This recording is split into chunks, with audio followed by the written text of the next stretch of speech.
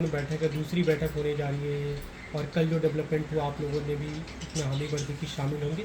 क्या कुछ रणनीतियाँ रहेगी आम आदमी पार्टी की, क्योंकि अब तक आपका एकमात्र एजेंडा जो रहा है जिस मुद्दे पे आप विपक्षी समर्थन चाहते रहे अध्यादेश है, लेकिन अब 24 की तैयारी को लेकर बैठक हो रही है। देखिए, मोदी सरकार ने दिल्ली के 2 करोड़ जनता के खिलाफ एक काला अध्यादेश पास किया है और मैं समझता हूं कि सभी राजनीतिक दलों ने उसका विरोध करने का फैसला लिया है। कांग्रेस पार्टी ने भी कल स्पष्ट रूप से कह दिया कि इस काला अध्यादेश का विरोध करेंगे पार्लियामेंट के अंदर जब राज्यसभा में ये आएगा और ये स्वागत योग्य कदम है, हम इसका स्वागत करते हैं। आज विपक्षी दलों की मीटिंग में शामिल होने के लिए हम लोग जा रहे हैं। हमारे नेता अरविंद केजरीवाल जी, भगवंत मान जी, हम सारे लोग जा रहे हैं आज बेंगलोर की मीटिंग में और आगे का एजेंडा उस मीटिंग में तय होगा कि आगे इस विपक्षी एकता को कैसे आगे बढ़ाना है, कैसे 2024 के लिए तैयारी करनी है, वो सारे विषय बैठक में तय होंगे। लेकिन जहाँ तक आम आदमी पार्टी का प्रश्न था, एक बहुत बड़ा मुद्दा हमारे लिए ये काला अध्यादेश है जो 5 सुप्रीम कोर्ट के जजों के खिलाफ, दिल्ली की जनता के खिलाफ और लोकतंत्र और संविधान के खिलाफ लाया गया। आप लोगों की एक डिमांड रही कि कांग्रेस पार्टी स्पष्ट रूप से इस पर अपना रुख स्पष्ट करे, स्पष्ट रूप से कहे, जैसे DNCTD का उदाहरण दिया जा रहा है कि जब कांग्रेस के 34 सांसद अनुपस्थित थे, कहीं इस बार भी ऐसा ना हो। तो क्या ये भी डिमांड रहेगी कि कांग्रेस व्हिप जारी करे या स्पष्ट रूप से कहे कि हम पूरी तरह से साथ देंगे?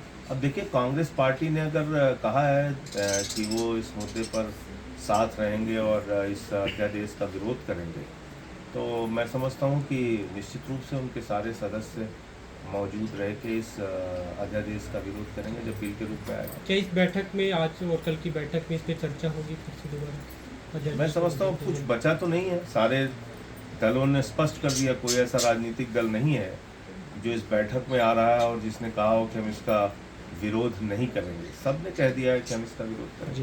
मंगलवार को एक तरफ आप लोग की वहाँ पे 24 दलों की मीटिंग है विपक्षी दलों की, दूसरी तरफ दिल्ली में NDA की बैठक है, 30 दल जिसमें शामिल होंगे। NDA के नए स्वरूप को लेकर चर्चा हो रही है, तो कहीं 30 वर्सेस 24 के रास्ते को कैसे देखते हैं?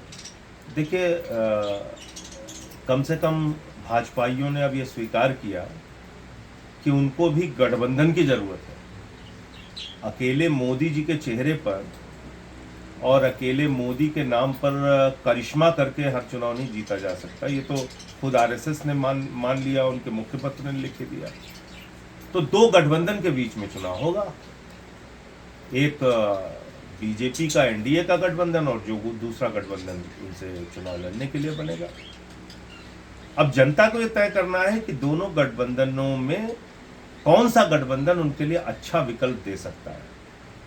अच्छा विकल्प देने का मतलब है कि कौन सा ऐसा गठबंधन है जो महंगाई से राहत दे सकता है, बेरोजगारी से राहत दे सकता है, अशिक्षा से राहत दे सकता है, इलाज की, स्वास्थ्य की बदहाली से राहत दे सकता है, तो जो जनता के, किसानों के फसल का दाम दे सकता है। क्योंकि 9 साल में तो हमने जो अनुभव किया वो बहुत ही पीड़ादायक रहा। 750 किसान शहीद हुए, आज तक उनके फसल का दाम दोगुना नहीं किया गया। जो स्वामीनाथन आयोग की रिपोर्ट लागू करने की बात कही गई थी, नहीं किया गया। 18 करोड़ नौकरियां देने की बात कही गई थी, नहीं किया गया।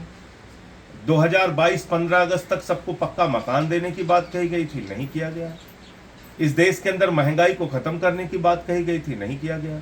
तो मैं समझता हूं कि नए रोजगार का सृजन नहीं किया गया। भारत माता की रक्षा के लिए जो हमारी सेना दिन रात अपनी जान कुर्बान करके भी देश की रक्षा करती है, उस सेना को कमजोर करने का काम किया गया अग्निवीर के माध्यम से। लेकिन इस पे बीजेपी तो ये सारा जो मुद्दा है, लोकतंत्र का मुद्दा है, देश के संविधान का मुद्दा है, संघीय ढांचे का मुद्दा है, इन सारे मुद्दों पर, इन सारे विषयों पर मोदी जी की सरकार 9 वर्षों में पूरी तरीके से फेल साबित हुई है। उनका रिजल्ट 0 है और इसके खिलाफ जो गठबंधन बनेगा वो देश के सामने एक नया स्वरूप, नया विकल्प लेके आएगा।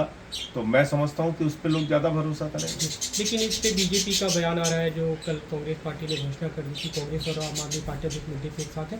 बीजेपी के एक नेता है, उनकी RP से उनका बयान है कि इक्वल फोटो खिंचाने के लिए हाथ मिलाएंगे एक साथ। कांग्रेस बीजेपी कभी एक साथ, कांग्रेस आम आदमी पार्टी कभी एक साथ नहीं आ सकती। देखिए भैया, ऐसा है कि अभी मोदी जी ने 70,000 करोड़ का घोटाला पकड़ा था भोपाल में और 3 दिन बाद उन्हीं घोटालेबाजों को उप मुख्यमंत्री और मंत्री बना दिया। कल अभी एक गठबंधन इन लोगों ने किया है जिनके घरों पे लोग बुलडोजर चला रहे थे। तो अब तो मेरे ख्याल से दाऊद इब्राहिम का बीजेपी में आना बाकी रह गया है, बाकी तो हर तरह के व्यक्ति को ये शामिल कर रहे हैं। मोदी वॉशिंग पाउडर जब से आया है, वो तो मोदी वॉशिंग पाउडर की तो गारंटी है, चुटकियों में सारे दाग धुले, हत्या करो, लूट करो, डकैती करो, भ्रष्टाचार करो, सारे दाग मिटाए मोदी वॉशिंग पाउडर। एक तो भाजपाइयों को कम से कम कुछ भी बोलने का अधिकार नहीं है कि कौन किसके साथ फोटो खिंचाएगा और कौन किसके साथ चुनाव लड़ेगा। हाँ, ये जरूर है कि पूरे देश में बीजेपी एक्सपोज हुई है बुरी तरीके से, उसकी असलियत को लोग जान पाए हैं कि इनकी कथनी और करनी में जमीन आसमान का अंतर। इस मीटिंग का एक बड़ा जो एजेंडा है जिसे लेकर लगातार चर्चा हो रही है कि विपक्ष का एक साझा उम्मीदवार बीजेपी एनडीए के खिलाफ खड़ा किया जाए, तो क्या दिल्ली और पंजाब को लेकर भी ऐसी चर्चा है और आप लोग क्या कांग्रेस के लिए? अब वो तो जब मैंने आपसे कहा कि जब मीटिंग में अन्य विषयों पर चर्चा होगी तब साफ हो पाएगा कि कैसे हम लोग 2024 के लिए तैयारी करेंगे या कैसे चुनाव ऐसा लड़ेंगे। प्रस्ताव होता है तो आम आदमी पार्टी तैयार होगी। मैं कह रहा हूँ प्रस्ताव होता है, क्या आम आदमी पार्टी कहती है नहीं कहती है, वो अभी से कुछ भी कहना ठीक नहीं है।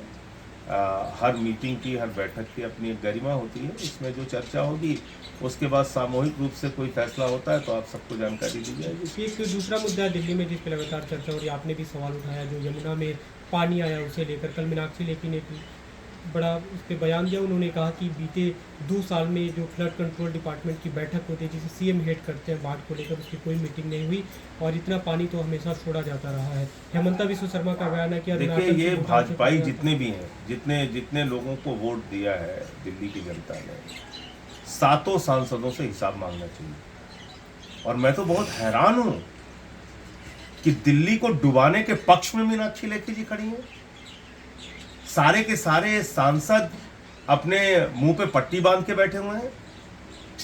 हमने तो प्रमाण सहित बताया ना कि 9 से 13 तारीख तक ईस्टर्न और वेस्टर्न कैनाल में जानबूझकर पानी नहीं छोड़ा गया। 6 दिनों तक दिल्ली में बारिश नहीं हुई, बावजूद इसके एक तरफा दिल्ली में पानी छोड़कर गहरी साजिश के तहत केंद्र सरकार, मोदी सरकार और भारतीय जनता पार्टी की सरकार ने दिल्ली को डुबाया। ये तो मैं पूरी जिम्मेदारी और आंकड़ों के साथ कह रहा हूं, लॉकशीट चेक कर लीजिए। और जब हमने ये मुद्दा उठाया उसके बाद ईस्टर्न कैनाल में भी पानी चला गया और वेस्टर्न कैनाल में भी चला गया। कैसे चला गया भाई, कैसे चला गया? जब हम लोगों ने विषय उठाया, अब आप देखिए लगातार जलस्तर नीचे जा रहा है। कैसे जा रहा है? तो ये सवाल है कि आप लोगों ने दिल्ली से दुश्मनी ठान रखी है, दिल्ली को बर्बाद करने पर तुले हुए हैं। अरे भाई, तीनों दिशाओं में अगर पानी आप डालते तो निश्चित रूप से न उत्तर प्रदेश का नुकसान होता, ना हरियाणा का होता, ना दिल्ली का होता। लेकिन अपनी राजनीतिक दुर्भावना के कारण आपने मन में ठान लिया कि सारा पानी दिल्ली की तरफ छोड़ दो, भले ही दिल्ली डूब जाए, भले ही दिल्ली बर्बाद हो जाए। और सातों के सातों सांसद इस काम में खड़े हैं अपनी पार्टी के साथ। उनके लिए पार्टी महत्वपूर्ण है, दिल्ली के 2 करोड़ लोग महत्वपूर्ण नहीं है। क्यों नहीं सवाल पूछते ये लोग कि 9 से 13 तारीख तक एक तरफा पानी क्यों छोड़ा गया? इस पे कौन सवाल पूछेगा? जी, आज जो मीटिंग है उसमें आप भी शामिल हो रहे हैं पार्टी की तरफ से? जी, पार्टी की तरफ कौन से लोग जा रहे हैं? और दिल्ली के मुख्यमंत्री अरविंद केजरीवाल जी जा रहे हैं, भगवंत मान जी जा रहे हैं, सारे लोग जा रहे हैं।